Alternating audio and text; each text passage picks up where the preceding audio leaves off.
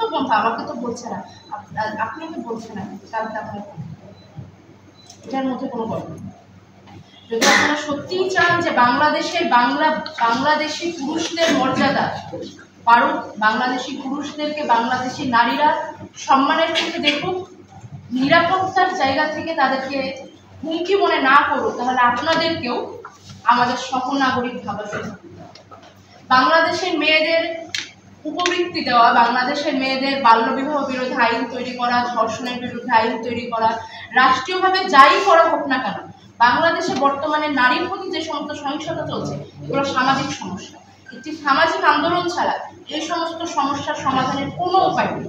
আর এই সামাজিক আন্দোলনটা গড়ে তুলতে পারেন আপনারাই, কারণ আপনারা বর্তমানে বাংলাদেশে ইয়াং এবং সবচাইতে বেশি নতুন ধারণা ধারক এবং বাহক আপনারা। একমাত্র আপনারাই পারবেন চেষ্টা করলে একটি সামাজিক আন্দোলন দাঁড়ানো।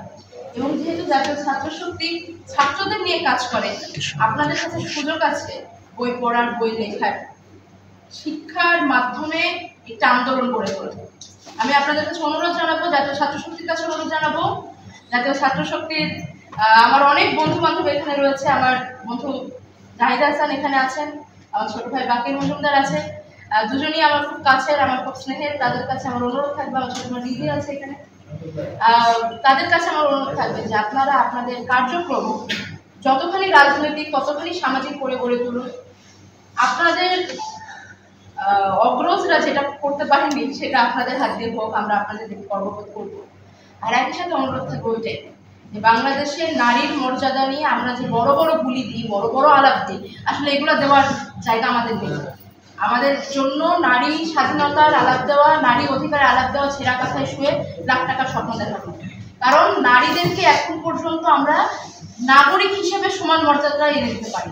খুবই সাধারণ, খুবই বেসিক, খুবই মৌলিক অধিকারটা এখন পর্যন্ত আমাদের আদায় হয়। আপনাদেরকে আমরা সহযোগিতা হিসেবে পাশে চাই। আমাদের জন্য আপনাদের করা যাবতীয় দায় দায়িত্বের কৃতিত্ব এবং কৃতজ্ঞতা সমেত আপনাদেরকে আমরা পাশে চাই। এবং সেখান থেকে আপনাদের যদি দাবি রাখি, মেয়েদের জার্নিটা আপনারা সহজ করুন, ভাইয়ের মতো বন্ধুর মতো পাশে থাকুন।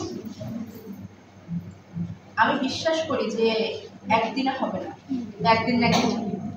ধন্যবাদ।